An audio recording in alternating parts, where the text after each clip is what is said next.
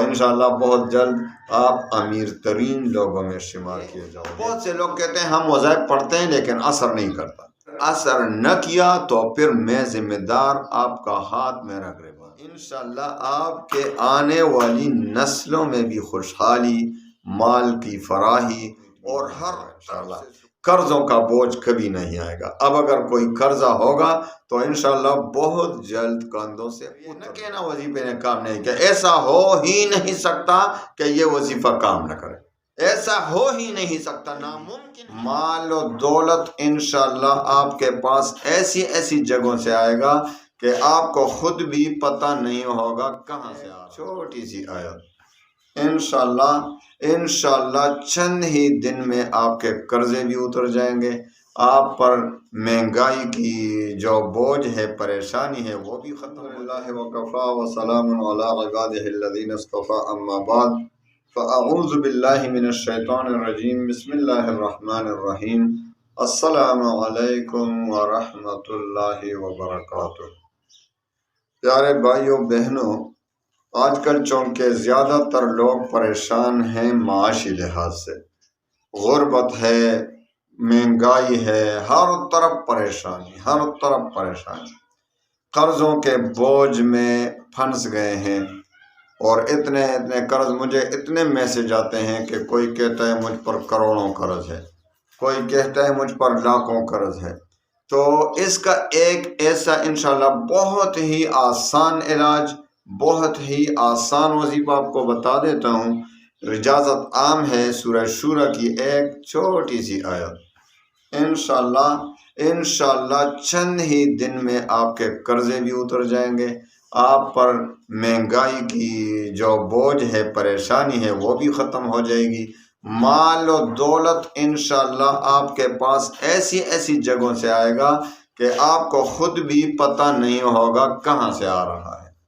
تو اجازت عام ہے، کوئی بھی اجازت نہ مانگا کرے، کیونکہ اجازت میری وظائف کے لیے عام ہوتی ہے، بس ہاں 5 وقت کی نماز کی شرط کے ساتھ، 5 وقت کی نماز کے شرط اور رزق حلال کی طلب، کیونکہ جو کوئی 5 وقت کی نماز نہیں پڑھے گا تو اس کے وظائف کیا کام کرے گا، اس کا وظیفہ، اس کی دعا کیسی قبول ہوگی، کیونکہ وہ تو اللہ کو ناراض کر رہا ہے۔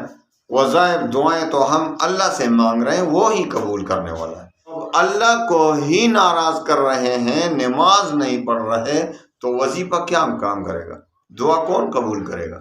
اللہ کے سوا کوئی ہے جو آپ کی دعا قبول کرے، آپ کا وظیفہ قبول کرے، آپ کے وظیفے میں اثر ڈالے؟ وہ کون ہے؟ اللہ ہے۔ تو اس کو ناراض کر رہے ہیں، نماز نہیں پڑھ رہے، کوئی 4 پڑھ رہا ہے، کوئی 3 پڑھ رہا ہے، دل نے چاہا تو پڑھ لیا، ورنہ بس دل کی نماز نہیں۔ اللہ کے حکم ہے، اللہ کا حکم ہے، یہ ہم پر فرض ہے 5 وقت کی نماز۔ اور دوسری شرط رزق حلال کی طلب۔ بھائی رزق حلال کی طلب نہیں کرو گے تو پھر کوئی وظیفہ کام نہیں کرتا، دعا رد ہو جاتی ہیں۔ کیوں؟ کیونکہ خدا نخواستہ آپ کے پیٹ میں حرام پڑا ہو تو آپ کی دعائیں کیوں کر قبول ہوں گی؟ تو رزق حلال کی طلب کریں، حرام سے بچ کر رہیں۔ اور وظیفے کے دوران 2 شرطیں ہیں، وہ ایک یہ، بہت سے لوگ کہتے ہیں ہم وظائف پڑھتے ہیں لیکن اثر نہیں کرتا، تو آپ تو صرف وظیفے والی جگہ کو دیکھتے ہیں نا، ہدایات پر عمل تو آپ کا کام ہی نہیں ہے۔ ہدایت پر عمل کریں گے تب آپ کا وظیفہ کام کرے گا۔ میرے بتائے گئے ہدایات پر آپ عمل کریں اور پھر اسی کے مطابق وظیفہ پڑھیں، اور اس میں پھر اثر نہ کیا تو پھر میں ذمہ دار، آپ کا ہاتھ میرا گریبان۔ تو آپ ایسا کریں، میں آپ کو ہدایات دیتا ہوں کہ آپ کا وظیفہ کیوں کام نہیں کرتا۔ آپ سرسری وظیفہ پڑھتے ہیں اور ویڈیو میں بھی وظیفے والا جگہ جو ہے نا دیکھ لیتے ہیں کہ وظیفہ کیا ہے، تو ان ہدایات پر عمل کیے بغیر آپ کا وظیفہ کام نہیں کرے گا۔ تو تیسری جو وظیفے کے دوران شرط ہے، اللہ پر یقین کامل، اللہ پر شک نہیں کرنا ہے۔ دیکھو حدیث قدسی میں آتا ہے کہ حضور پاک صلی اللہ علیہ وسلم فرماتے ہیں کہ اللہ فرماتے ہیں کہ میں اپنے بندے کے ساتھ اس کے ظن کے مطابق ہی معاملہ فرماتا ہوں، یعنی جس طرح وہ مجھ پر یقین کرے گا، مجھ پر گمان رکھے گا، میں اسی کے مطابق اس کے ساتھ معاملہ کروں گا۔ تو اب ایک شخص ہے کہ اللہ پر یقین ہے، کامل کے ساتھ وظیفہ پڑھ رہا ہے، دعا مانگ رہا ہے کہ میری یہ دعا اللہ تعالیٰ ضرور قبول فرمائے گا، کیونکہ وہ میرا اللہ ہے، میں اس کا بندہ ہوں، میں عاجزی کے ساتھ ادب کے ساتھ اس سے دعا مانگ رہا ہوں، وہ کسی کو محروم نہیں کرتا، وہ اس کی رحمت 70 ماؤں سے زیادہ ہے۔ اللہ پر اسی اعتماد و یقین کے ساتھ وظیفہ پڑھ رہا ہے، دعا پڑھ رہا ہے، دعا مانگ رہا ہے، تو حدیث قدسی کے مطابق اللہ تعالیٰ اس کے اسی گمان جو اللہ پر وہ کر رہا ہے کہ میری دعا قبول فرمائے گا، تو ضرور اللہ تعالیٰ دعا قبول فرما دیتے ہیں۔ اور ایک دوسرا بدقسمت شخص ہے کہ وہ وظیفہ بھی پڑھ رہا ہے، دعا بھی کر رہا ہے، لیکن شک بھی کر رہا ہے اللہ پر، یار میں نے تو بہت سے وظائف پڑھے، کوئی قبول ہی نہیں ہوتا، کئی سال سے میں دعائیں مانگ رہا ہوں، قبول نہیں ہوتا۔ تو بھائی اس کو پہلے سے چلو یہ بھی، پھر کہتے ہیں چلو یہ بھی پڑھتا ہوں، چلو اتنے پڑھیں تو ایک اور وظیفہ بھی پڑھ لیتا ہوں، اس کو پہلے سے اللہ پر شک ہو رہا ہے۔ تو حدیث قدسی کے مطابق اس کے اس ظن کے مطابق ہی اللہ تعالیٰ اس کے ساتھ معاملہ فرماتے ہیں اور اس کی دعا رد ہو جاتی ہے، اس کا وظیفہ رد ہو جاتا ہے۔ تو اللہ تعالیٰ پر یقین کامل کے ساتھ وظیفہ پڑھیں۔ اور چوتھی اور آخری ہدایت جو آپ کے وظائف میں رکاوٹ بن رہے ہیں، وظیفے کا تلفظ ٹھیک ہوگا تو آپ کا وظیفہ کام کرے گا، تلفظ ٹھیک نہیں ہوگا تو آپ کا وظیفہ کام نہیں کرے گا۔ آپ وظیفہ پڑھ رہے ہیں، مثال قرآن کی آیت ہے، قرآن کی ایک سورت ہے، آپ پڑھ رہے ہیں، اب جس طرح میں آپ کو ایک وظیفہ دے رہا ہوں، اس کا پہلے تلفظ ٹھیک کرنا، تلفظ ٹھیک ہوگا تو آپ کا وظیفہ کام کرے گا۔